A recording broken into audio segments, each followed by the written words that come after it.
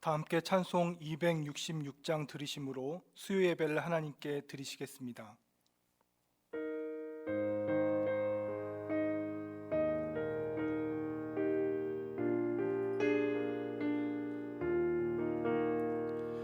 주의 피로 이룬 샘물 참 깊고 넓도다. 구원하는 그 신능력 다 찬송할지라.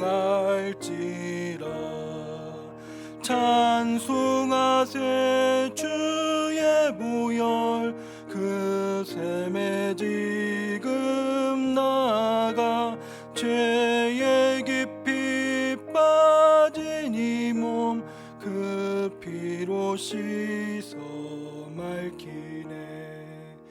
죄악 세상이 김으로 거룩한 길 가는 나의 마음 성전 삼고 주께서 계시네.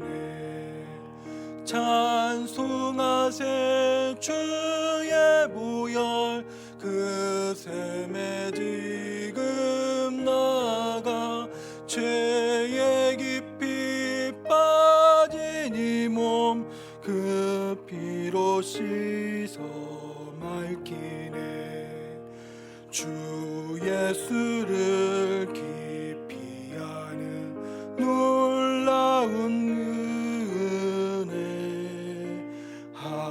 하늘나라 즐거움이 매일 새롭도다.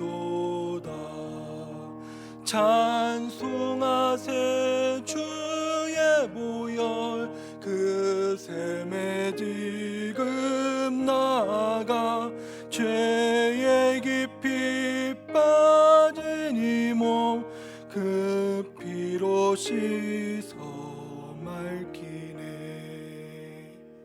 아멘. 준비된 기도문으로 함께 공동 기도 드리시겠습니다. 사랑의 하나님, 오늘도 저희를 품으시고 위로와 소망을 주시는 하나님께 감사와 찬송을 올려드립니다. 우리의 구원 되시는 하나님을 바라보며 오늘도 간절히 기도하오니 사망의 음침한 골짜기를 걸어갈 때도 해를 두려워하지 않는 믿음으로 이 위기를 이겨낼 수 있도록 힘과 용기를 더하여 주옵소서. 코로나19로 일상이 무너지고 주님의 몸된 교회가 어려운 가운데 있습니다. 하루속히 이 사태가 종결되고 함께 예배 드릴 수 있는 날을 허락하여 주옵소서. 늘 기다리던 그 자리에 다시 앉기를 간절히 소망하오니 우리 앞에 시온의 대로를 다시금 활짝 열어 주옵소서. 꽃들이 만개한 봄의 한복판에서 자연과 거리를 두고 사랑과 거리를 두고 산다는 것은 고통이지만 이것이 자신을 지키는 일일 뿐만 아니라 타자에게 피해를 주지 않는 이웃사랑의 실천임을 깨달아 인내하며 기다리게 하옵소서. 혼란 가운데 있는 온 세계에 더는 바이러스로 인한 생명의 희생이 없고 공허와 혼돈이 없는 하나님의 평화가 임하도록 역사하여 주옵소서. 부활이요 생명이신 예수 그리스도의 이름으로 기도드립니다. 아멘. 오늘 이 시간 우리에게 주신 하나님의 말씀은 마태복음 3장 1절에서 12절까지의 말씀입니다. 신약성경 2면에 있습니다. 마태복음 3장 1절에서 12절의 말씀을 봉독해 드리겠습니다. 그때 세례 요한이 이르러 유다 광야에서 전파하여 말하되 회개하라 천국이 가까이 왔느니라 하였으니 그는 선지자 이사야를 통하여 말씀하신 자라. 일러스되 광야에 외치는 자의 소리가 있어 이르되 너희는 주의 길을 준비하라 그가 오실 길을 곧게 하라 하였느니라. 이 요한은 낙타털 옷을 입고 허리에 가죽띠를 띠고 음식은 메뚜기와 석청이었더라.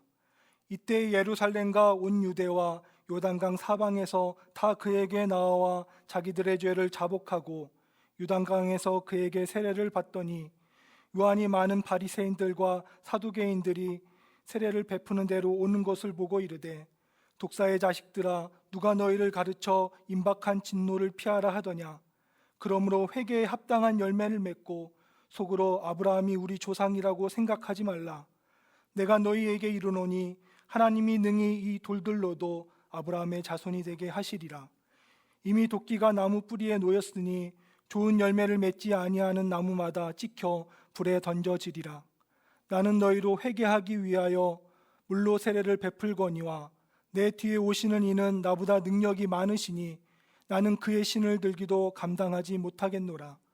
그는 성령과 불로 너희에게 세례를 베푸실 것이요 손에 키를 들고 자기의 타작마등을 정하게 하사 알곡은모와 곡간에 들이고 축적이는 꺼지지 않는 불에 태우시리라. 아멘. 시간 하나님의 은혜와 평강이 함께 하기를 간절히 기도합니다. 저는 오늘 말씀을 묵상하며 이런 상상을 해보았습니다. 오늘 읽은 이 세례 요한의 말씀이 어떤 사람이 길가에서 이런 말을 선포하고 있다고 한다면 그 길을 지나가는 사람은 이 사람을 어떻게 볼까? 이 사람을 두고 어떻게 이야기할까 하는 생각을 해보게 됩니다. 불편한 소리를 듣기 좋아하는 사람은 아무도 없죠. 부정적인 말을 하거나 부정적인 말을 듣는 것도 참 거북하고 조심스러울 때가 있습니다. 혹 오늘 누가 세례 요한과 같이 말한다면 아무도 사람들은 그를 꼰대라 부르지 않을까 모르겠습니다. 오늘날 꼰대라고 말하는 사람들의 특징을 거의 다 가지고 있는 사람, 그러한 사람들이 세례 요한이고 또한 예언자이고 선지자이다라는 생각이 듭니다. 그렇게 살지 말라고, 그러면 큰일 난다고 남의 일에 이래라 저래라 참견하고 명령합니다. 성경은 그들을 예언자라 선지자라라고 부르지만 오늘 세상의 문화와 가치관에서 보면 그 말이 구태의연해 보이고 무례하고 지나치게 남에게 강압적으로 느껴집니다. 저는 반면에 이러한 꼰대라고 하는, 또한 조롱하고 풍자하는 그러한 문화 가운데 지나친 면이 있다라고 생각합니다. 자기의 욕심과 본능과 삶에는 너무나도 관대하면서도 정당한 말에 대하여, 정당한 권위와 도덕과 윤리와 정의에 대하여서는 따분해하고 구태의연하다 말하고 치부해버리면서 옛날 것이라고 해결해버리고 치워버려야 할 것이라고 평가절하하는 그러한 문화가 이중적으로 느껴집니다. 그러한 말을 하는 사람을 옛날 사람, 고리타분한 사람이라고 왜곡시켜보고 조롱하는 문화가 지나치게 느껴질 때가 있습니다. 사람들은 자기에 대하여 긍정적인 말을 듣기를 좋아합니다. 반면에 다른 사람들에 대하여는 쉽게 부정적인 말을 하기가 쉽습니다. 다른 사람이 나에 대하여서 부정적인 말을 하는 것은 참으로 듣기가 불편하고 참기가 어려운 반면에 우리는 남에 대하여서는 부정적인 말을 쉽게 하고 또한 나에 대하여서는 긍정적인 말을 듣기를 좋아합니다. 듣기 싫은 말을 하면 그 말을 들으려고 하지 않습니다. 그런데 신앙인으로서 가만히 생각해 보면 정말 중요한 것은 말의 내용이 긍정적이냐 부정적이냐 하는 것보다 내가 어떤 말을 듣고 긍정하느냐 받아들이고 있느냐, 내가 어떤 말을 부정하고 거부하고 있느냐, 이것을 판단하는 것이 더 중요한 문제입니다. 나의 본능과 욕구와 가치관에 대해서는 참으로 긍정하면서도 나의 죄를 일깨우는 하나님의 말씀은 오히려 들으려 하지 않고 불편해합니다. 가나안 땅을 정탐했던 사람들이 하나님의 말씀을 부정하였습니다. 자기들이 보고 들은 것을 긍정하였습니다. 많은 경우에 우리들도 나의 말, 다른 사람의 말을 듣다가 하나님의 말씀에 불순종할 때가 많습니다. 우리도 사울 왕처럼 사람들을 의식하다가 하나님의 시선을 놓칠 때가 있습니다. 성경은 이러한 사람을 들을 기가 없는 사람, 귀머거리라 부릅니다.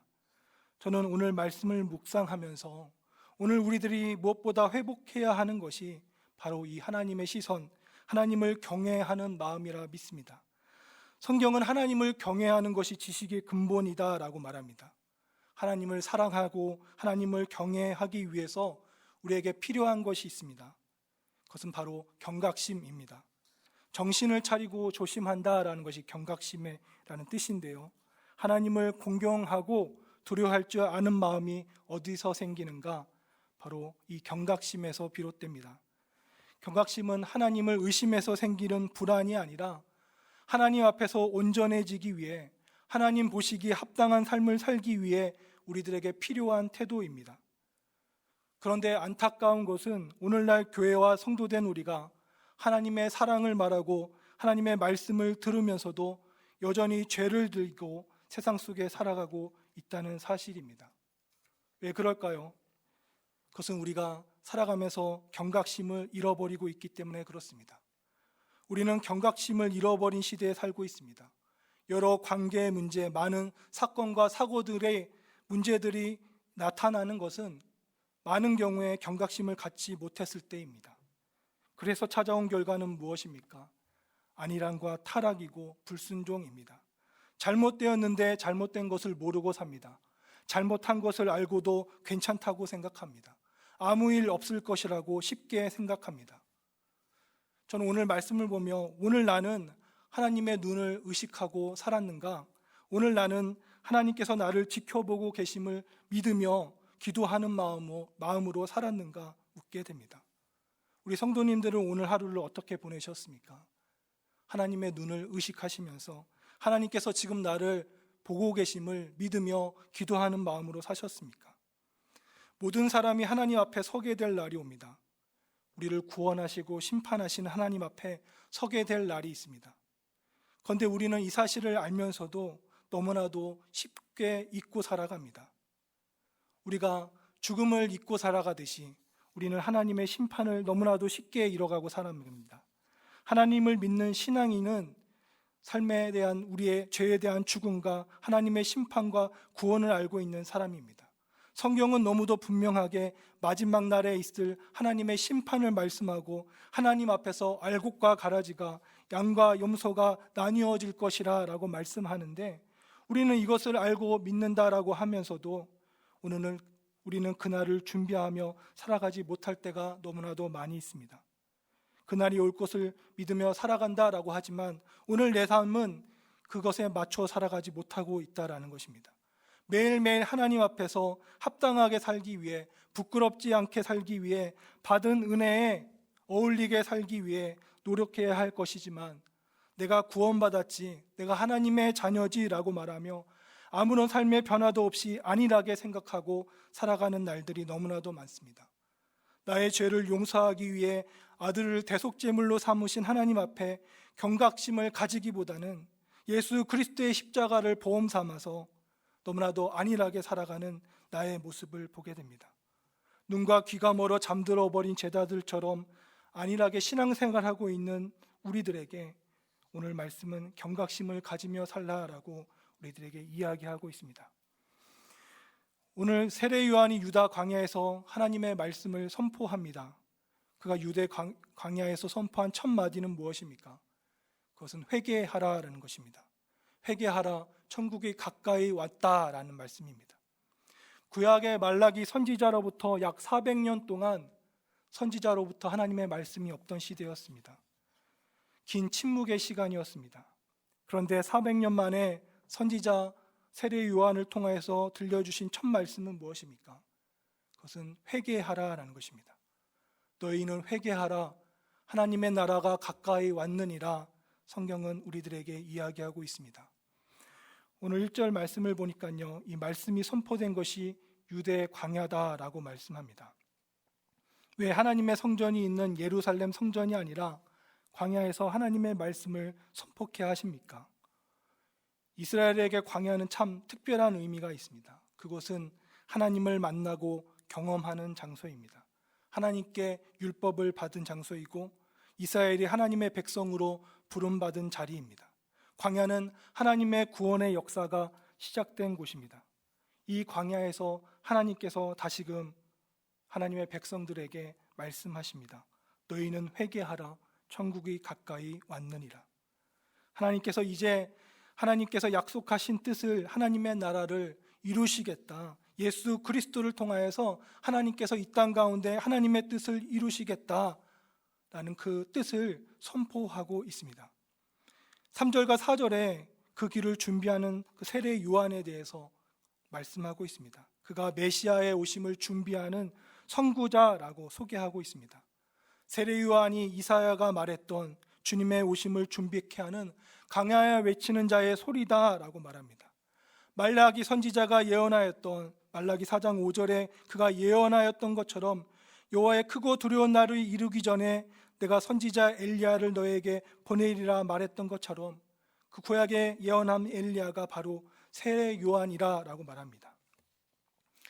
왕이 어느 곳을 방문하기 전에 먼저 보내는 사람이 전령입니다. 왕의 방문을 미리 알리고 준비케 하는 사람입니다. 왕이 어느 곳을 방문하게 된다는 소식을 들으면 그곳은 어떻게 할까요? 아마 길도 잘 정비하고요, 잘 닦아두고 청소도 하고 모든 일에 부족함이 없도록 준비할 것입니다. 비슷한 경험을 군대에서 하게 되는데요, 사단장이나 사령관이 찾아온다라고 그러한 소식이 들려지면 어떻습니까? 그 길을 지나간다, 부대 앞을 지나간다, 높은 상관이 그 길을 지나간다라는 소식이 들려지면요, 그때부터 정신이 없죠. 오는 길을 쓸고 닦고요, 이것저것 청소하고 칠하고 어떻게 안내할지, 또 무엇을 물어볼까, 또 무엇을 챙겨볼까, 또 어떻게 대답할까, 그러한 것들을 다 염두에 두고 할 수 있는 모든 준비를 다 하게 됩니다. 세례 요한은 그리스도의 오심을 전하는 소리입니다. 온 인류의 왕이 이 땅에 오신다고 주님의 오심을 준비하라고 외치는 전령입니다. 하나님의 나라를, 하나님의 통치를 이 땅 가운데 가지고 오시는, 이루시는 예수 그리스도께서 곧 오시리라, 그는 그 이야기를 선포하며 강야에 외치는 소리가 되어서 그 길을 준비하라 외치고 있습니다. 세례 요한이 준비하라고 한 내용은 무엇입니까? 그것은 다른 것이 아니라 회개하라라는 것입니다. 돌이키라, 돌아가라라는 것입니다. 회개는 돌이킨다, 돌아온다라는 뜻이지요. 죄에서 돌이켜 하나님께로 돌아오는 것, 이것이 회개입니다. 단순히 나의 잘못과 죄를 뉘우치고 슬퍼하는 것이 아니라 내 삶을 죄에서 하나님께로 돌이키는 것, 이것이 회개입니다. 늘 내가 죄인이라고 고백하고 지은 죄에 대하여서 아파하면서도 여전히 같은 죄를 반복하고 같은 말을 하는 것, 그것은 회개가 아니다라고 말씀합니다. 집 나간 아들이 집 밖에서 눈물 흘리며 후회하면서도 여전히 집을 나가 있는 것은 회개가 아니라 아버지 집으로 돌아가는 것, 아버지께 잘못했다고 용서를 구하고 아버지께로 돌아가는 것, 이것이 회개입니다. 삭개오가 예수님을 만나 주여 보시옵소서, 내 소유의 절반을 가당한 자들에게 주겠사오며 만일 누구의 것을 속여 빼앗은 일이 있으면 내 갑전이나 갚겠나이다, 그가 말하며 그의 삶이 이전과 완전히 달라졌던 것처럼 회개는 삶의 변화입니다. 우리는 어떻습니까? 우리의 회개는 어떻습니까? 우리는 회개하며 나의 삶을 돌이키고 변화시키고 있습니까? 죄에서 돌이켜 말씀에 순종하고 있습니까? 회개는 후회하는 것이 아니라 하나님께로 돌아가는 것이고 말씀에 순종하는 것이고 변화하는 것입니다. 돌이킴과 변화라고 하는 열매가 없다면 그것은 회개가 아니다. 오늘 성경은 우리들에게 말씀하고 있습니다. 오늘 말씀을 묵상하며 이런 생각이 듭니다. 400년 만에 선지자를 통하여서 하나님께서 긴 침묵을 깨시고 말씀을 주시는데요, 그 말씀은 회개하라는 누구나 다 알고 있는 말씀입니다. 많은 선지자들이 많은 시간 동안 하나님께 동일한 말씀을 전하였습니다. 하나님께로 돌이키라고, 돌아오라고, 회개하라고 그들이 전하였다라는 것이죠. 그런데 여전히 하나님께서는 세례 요한을 통하여서 예수 그리스도의 오심을 준비케 하시면서 회개하라라고 세례 요한을 통하여 말씀하고 계십니다. 성전에서는 여전히 매일매일 제사를 드리고 있고 그 향기는 하늘을 향해 올라가고 있습니다. 사람들은 성전에서 제사를 드리기 위해 정결법을 지키고 손발을 잘 씻으며 율법과 구전을 잘 지키고 있습니다. 적어도 하루에 3번은 기도하며 하나님께 회개하였을 것입니다. 매년마다 있는 대속제일에는 어떻습니까? 사람들은 가슴을 치면서 우리가 죄를 지었다라고 고백하며 서로의 죄를 서로 고백하고 용서를 구합니다. 하나님께 기도하며 회개합니다. 대속죄일이 되기 전에 40일 동안 죄를 고백하고 회개하는 기간이 있는데요, 30일 동안은 서로가 사람들에게 잘못한 것들을 이야기하며 고백하며 서로에게 용서를 구합니다. 나머지 열흘 동안은 하나님께 지은 죄에 대해서 용서를 구합니다. 이렇게 사람과 하나님께 지은 잘못과 죄를 해결한 뒤에 대속죄일을 맞이합니다. 왜냐하면 그들이 대속죄일이 오기까지 자기의 잘못에 대해서 용서를 구하지 않았다면 하나님의 심판을 받는다라고 그들은 믿었기 때문에 그렇습니다. 하나님 앞에 서는 것은 정결해지는 것입니다. 죄를 해결하지 않고는 하나님 앞에 설 수 없기 때문입니다. 세례요한은 광야에서 회개하라 외치고 있습니다. 유다 백성들은 여전히 성전에서 제사를 드리고 회개의 기도를 드리고 대속죄일에 여전히 그들의 삶의 잘못에 대해서 고백하고 회개하고 그들의 삶에 회개한다라고 생각하였지만 사실은 그들의 삶이 여전히 하나님께 돌이키지 못하고 죄에 거하고 있다라는 것입니다. 회개하지 못하고 있기 때문에 여전히 하나님께서는 그들에게 회개하라 말씀하고 계십니다. 그들은 회개하였다라고 생각하지만 하나님께서는 그것은 회개가 아니다라고 말씀하고 계십니다. 그들의 회개가 잘못되었다라는 것이죠. 그들의 예배가 잘못되었다라는 것입니다. 말뿐인 회개가 아니라 삶의 변화를 보이라라고 오늘 성경은 우리들에게 말씀하고 있습니다. 그들의 회개는 흙탕물 속에서 목욕하는 것과 같습니다.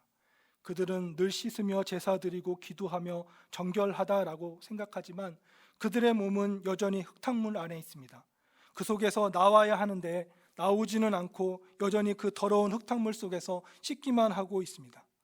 8절의 진정한 회개가 무엇인지 다음과 같이 말씀합니다. 그러므로 회개에 합당한 열매를 맺으라. 합당한 열매를 맺으라. 회개에 어울리는 열매를 맺으라.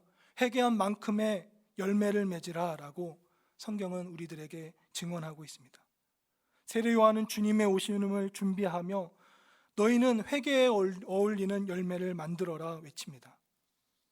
오늘 예배 드리고 기도하고 회개하지만 여전히 삶의 변화와 돌이킴이 없는 우리들에게 묻고 있습니다.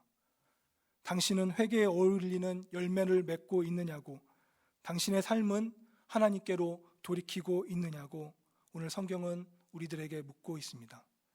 오늘 우리들의 회개가 열매 있는 회개가 되길 간절히 원합니다. 삶의 전환과 돌이킴의 열매가 있기를 간절히 원합니다. 회개에 합당한 열매를 맺지는 못하는 이유에 대해서 9절에 이렇게 말씀합니다. 속으로 아브라함이 우리 조상이라고 생각하지 말라. 내가 너희에게 이르노니 하나님이 능히 이 돌들로도 아브라함의 자손이 되게 하시리라. 세례요한 앞에 나온 사람들에게 세례요한은 말합니다. 너희 스스로 속으로 아브라함이 우리의 조상이다, 우리가 아브라함을 조상으로 가지고 있다라고 생각하지 말라라고 말씀합니다. 무슨 말씀입니까? 아브라함의 자손이라고 하는 사실이 그들에게 잘못된 믿음을 가지게 했다라는 것이죠. 아브라함의 자손이라고 하는 사실, 하나님의 성전이 예루살렘에 있다라고 하는 사실, 하나님의 말씀 율법이 그들에게 있다라고 하는 사실은 은혜입니다. 그러나 그것이 그들에게 구원을 가져다 주지는 않습니다. 그들이 하나님 앞에 진정으로 예배드리고 하나님의 자녀다운 삶을 살고 또 하나님의 말씀에 순종하는 삶이 없다라고 한다면 그들이 아브라함의 자손이라고 하는 사실, 예루살렘에 하나님의 성전이 있다라고 하는 사실, 그들이 하나님께로부터 율법을 받았다라고 하는 사실은 무가치해집니다. 성경은 무엇이라 말씀합니까? 회개에 합당한 열매를 맺는 자들이 하나님의 백성이다라고 말씀합니다. 로마서 2장 28절에서 29절에 다음과 같이 말씀합니다. 무릇 표면적 유대인이 유대인이 아니요 표면적 육신의 할례가 할례가 아니라 오직 이면적 유대인이 유대인이며 할례는 마음에 할지니 영에 있고 율법 조문에 있지 아니한 것이라. 하나님의 백성이라고 자처하였던 유다 백성들은 스스로 자기들이 하나님의 백성이라고, 아브라함의 자손이라고, 구원받은 자녀들이라고 이야기하였습니다.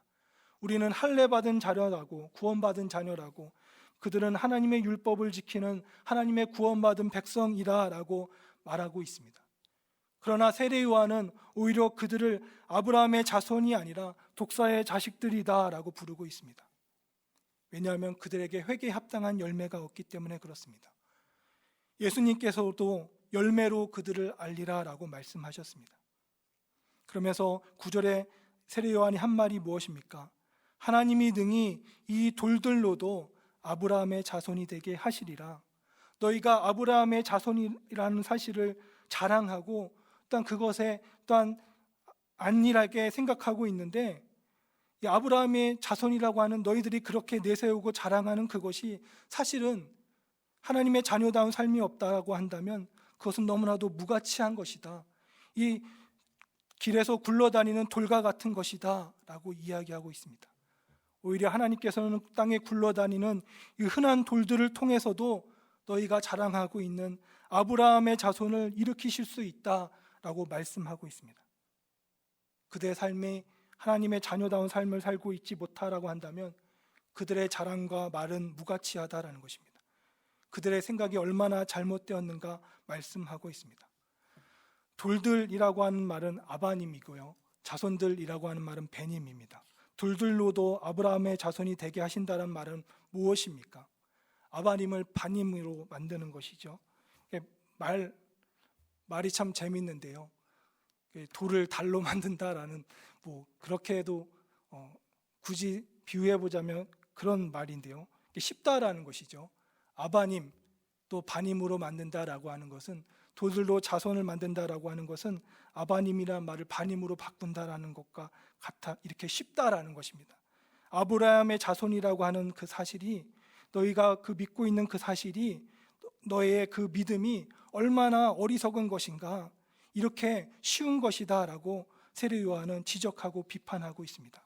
정말 중요한 것은 너희가 아브라함의 자손이라고 하는 말이 아니라 회개에 합당한 열매를 맺고 있느냐, 너희가 하나님 앞에 하나님의 자녀다운 삶을 살고 있느냐, 이것을 세례 요한은 묻고 있다라는 것입니다. 오늘 성경은 우리가 회개해야 하는 이유에 대해서 하나님의 나라가 가까이 왔다라고 말씀하고 있습니다. 그리고 심판의 말씀을 전하고 있습니다. 이미 도끼가 나무 뿌리에 놓였으니 좋은 열매를 맺지 아니하는 나무마다 찍혀 불에 던져지리라 라고 말씀합니다. 도끼가 나무의 뿌리를 향하여 가고 있는데요, 그 뿌리에 닿기 전의 모습을 이야기하고 있습니다.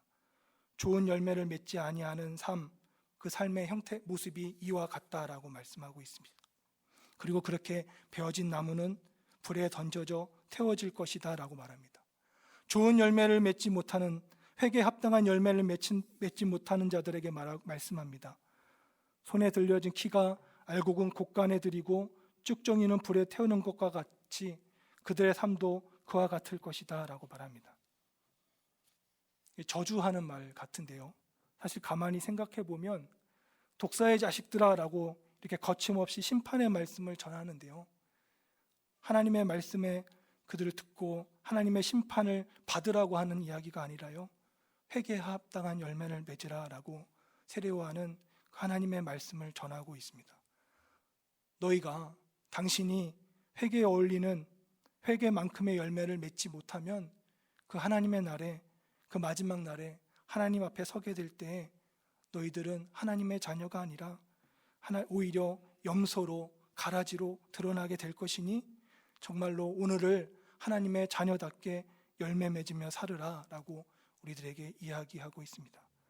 신앙의 경각심을 잃어버리고 타성에 젖어서 회개에 합당한 열매를 맺기보다 여전히 먹음직하고 보기에 좋고 탐스러운 선악과를 탐하고 먹는 자들에게, 그래도 괜찮다고 안일하게 생각하고 깨닫지 못하는 자들에게 제발 경각심을 가지고 열매를 맺으며 회개하라고, 그렇게 하나님께 회개한 만큼의 삶을 살아가라고 세례 요한은 그들에게 전하고 있습니다. 오늘 말씀을 묵상하며 저는 개인적으로 참 인상 깊은 말씀이 있는데요, 그것은 오늘 5절과 6절의 말씀입니다. 이때 예루살렘과 온 유대와 요단강 사방에서 다 그에게 나와 자기들의 죄를 자복하고 요단강에서 그에게 세례를 받더니 라고 말씀합니다. 세례 요한이 거침없이 회개하라고 하나님의 심판의 말씀을 전하는데요, 끊임없이 온 유대 사방에서 사람들이 몰려오고 있습니다. 자기들의 죄를 고백하고 그에게 세례를 받고 있습니다. 계속적으로 그 일이 멈추지 않고 있었다라고 말합니다. 교회의 역사를 보면 회개의 역사가 곧 부흥의 역사임을 깨닫게 됩니다. 참 회개의 역사 가운데 하나님의 놀라운 부흥의 시대가 있었음을 보게 됩니다. 말씀을 보면서 이런 생각이 듭니다. 무엇이 사람들을 세례 요한에게 나오게 하였을까? 그리고 감추고 싶은 자기 죄를 고백하게 하였을까? 그들의 삶을 돌이키고 왜 세례를 받았을까 생각해 봅니다. 세례 요한이 가지고 있는 것은 참 보잘것이 없습니다. 그의 겉모습은 형편없습니다. 그가 가지고 있는 것은 낙타털 옷과 허리에 두른 가죽띠와 그가 먹을 메뚜기와 석청입니다. 그의 옷도 그가 먹는 음식도 참 보잘것이 없습니다. 그의 옷과 음식은 사람의 신분을 말해주는데요, 그의 옷과 그가 먹는 음식은 그가 참 별 볼 일 없는 사람이라는 생각을 들게 합니다. 그의 옷과 음식이 비록 그가 선지자이고 말라기 선지자가 예언한 엘리야임을 말해주는 것이지만 그의 공격적이고 거친 말과 그에 반해 별 볼 일 없는 그의 모습은 사람들에게 매력적으로 보이지 않습니다. 그런데 온 유다 땅에서 그를 통해서 놀라운 회개의 역사가 일어나고 있습니다. 저는 그 이유가 바로 세례 요한 그 삶의 그 사람 자체가 회개에 합당한 열매를 맺는 사람이었기 때문이라고 믿습니다. 그는 말뿐이 아니라 그의 모습을 통해서, 그의 삶을 통해서 회개하라고 선포하고 있기 때문에 그렇습니다. 그가 회개하라고 말하였지만 그의 삶이 회개하지 못하고 오히려 예루살렘의 성전에 있는 사람들과 같았다라고 한다면 아마 사람들은 그렇게 크게 반응하지 않았을 것입니다. 세례 요한의 삶은 회개에 합당한 열매가 되어서 그가 전한 말과 그의 삶이 일치하였기에 사람들은 그의 말에 진실을 느끼고 공감하고 그의 말 속에서 하나님의 음성을 들었을 것입니다. 오늘날 성도와 교회에 필요한 모습이 이것이라고 믿습니다. 먼저 회개하는 교회, 먼저 회개에 합당한 열매를 맺는 성도, 그러한 교회와 성도들이 하는 말들 속에서 하나님의 음성을 세상이 듣게 될 것입니다. 교회에서 회개와 사랑과 섬김과 용서를 말하면서도 회개하지 아니하고 사랑하지 아니하고 섬기지 아니하고 용서하지 아니한다면, 우리가 회개의 열매를 맺지 아니한다면 어찌 그러한 교회와 성도의 말에 세상이 귀를 기울이고 어찌 누구를 우리가 전도할 수 있겠습니까? 알곡이 되지 못하고 가라지가 된 교회, 좋은 포도 열매가 아니라 들포도를 맺은 교회, 하나님의 사랑을 이야기하고 하나님의 말씀을 전하지만 그 삶에 사랑과 말씀이 없는 성도의 말들 속에 어느 누가 그 말들을 기울이겠습니까? 회개에 합당한 열매와 성령의 열매를 맺지 못하고 오히려 욕심과 불법과 위선의 열매를 맺는 교회의 성도는 세상의 웃음거리와 위선적이라는 비판을 면치 못할 것입니다. 저는 오늘 세례 요한의 오늘 이 회개하라라는 이 말씀을 보며 오늘 우리 모두가 이 신앙의 경각심을 갖고 세례 요한이 외쳤던 것처럼 예수 그리스도의 다시 오심을 준비하면서 우리들도 오늘 하루를 회개에 합당한 열매로 맺어지기를 간절히 원합니다. 타성에 젖지 아니하고 매일매일 하나님의 눈을 의식하며 받은 은혜에 합당한, 회개에 합당한 열매를 맺는 우리가 되기를 간절히 원합니다. 말뿐만이 아니라 우리의 삶이 회개에 합당한 열매로 맺힐 때에 우리 자신과 우리 교회를 통하여서 다시금 놀라운 하나님의 회개와 부흥의 역사가 일어날 줄로 믿습니다. 오늘 우리들의 삶이, 또한 우리들의 온 삶이 하나님 앞에 회개에 합당한 열매로 맺혀지기를 간절히 원합니다. 오늘 말씀을 가지고 함께 기도하겠는데요, 혹 우리가 말뿐으로 신앙생활을 했다라고 한다면, 우리가 안일하게 타성에 젖어 신앙생활하고 있었다라고 한다면, 우리가 열매 없이, 삶의 변화 없이 회개하는 신앙생활을 하고 있었다라고 한다면, 오늘 우리의 삶이 하나님께로 돌이키고 하나님께서 원하시는 열매를 맺는 그러한 삶, 그러한 회개를 하는 우리들이 되게 해달라고 잠시 기도하도록 하겠습니다. 사랑의 하나님, 오늘 세례 요한을 통해서 주신 말씀을 묵상하며 혹 우리의 삶이 열매 없는 삶이 아니었는지 돌아봅니다. 우리가 하나님 앞에 입술로 우리의 죄들을 고백하며 회개하였지만 여전히 같은 죄를 반복하며 여전히 죄에 거하며 죄를 즐기며 살아가는 모습들을 발견합니다. 하나님, 오늘 회개에 합당한 열매를 맺으라 라고 외쳤던 이 세례 요한의 말씀이 우리의 삶에 응답되어지길 간절히 원합니다. 하나님, 이제는 우리 신앙생활이 말뿐이 아니라 우리의 삶이 하나님께로 돌이키게 하여 주시옵소서. 하나님, 우리의 삶이 하나님 보시기에 합당한, 우리가 회개에 어울리는 열매를 맺으며 살아가게 하여 주시옵소서. 우리가 다른 사람에게 복음을 전하면서도 그 복음대로 살지 아니하고, 우리가 하나님의 그 사랑을 전하면서도 하나님의 사랑대로 살지 아니한 모습을 발견하게 됩니다. 우리의 위선적인 모습들을 하나님 앞에 고백하며 용서를 구하오니 하나님, 저희들의 삶을 용서하여 주시고 돌이키는 이 시간 저희들의 회개의 기도 가운데 하나님 응답하여 주셔서 변화할 수 있는 힘과 능력을 더하여 주시옵소서. 합당한 열매를 맺으며 하나님 앞에 하나님의 자녀다운 삶을 살아갈 수 있도록 하나님의 눈을 의식하며 매일매일 하나님이 기뻐하시는 열매를 맺으며 살아갈 수 있도록 하나님, 저희들과 함께하여 주시고 저희들의 하나님의 지혜와 하나님의 힘과 능력을 더하여 주시옵소서. 하나님, 저희들의 열매 없는 삶을 용서하여 주시고 회개하면서도 열매 없는 회개를 하였던 것을 용서하여 주시옵소서.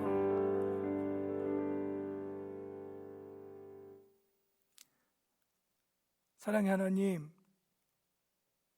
회개 없이 열매 맺지 못하는 우리의 삶을 하나님께 고백합니다. 우리가 하나님께 용서를 구하며 회개한다고 기도하였지만 늘 죄에 거하며 같은 죄를 반복하는 우리의 삶을 하나님 앞에 고백합니다. 회개하라, 천국이 가까이 왔느니라. 회개 합당한 열매를 맺으라. 오늘 들려주신 말씀처럼 우리들의 삶 가운데 진정한 변화가 있는, 하나님께로 돌이킴의 변화가 있는 회개에 합당한 열매를 맺히는 저희들의 삶이 될 수 있도록 하나님께서 인도하여 주시옵소서. 회개에 합당한 열매를 맺어서 우리가 하나님의 구원받는 자녀가 될 뿐만 아니라 우리의 모든 삶을 통하여서, 또한 우리의 열매를 통하여서 또한 모든 사람들이 하나님의 자녀다운 삶이 무엇인지를 보고 또한 하나님의 부르심을 받을 수 있는 귀한 우리 전령들이 될 수 있도록 하나님, 저희들의 삶을 주장하여 주시옵소서. 이제는 우리 주 예수 그리스도의 은혜와 하나님의 긍휼하신 사랑과 성령님의 인도하심과 교통하심이 회개에 합당한 열매를 맺기를 결단하고 다짐하는 주님의 귀한 자녀들과 그 가정 위에, 주님의 몸된 교회와 이 나라 이 민족 위에 지금부터 영원까지 함께 하시기를 간절히 축원하옵나이다. 아멘.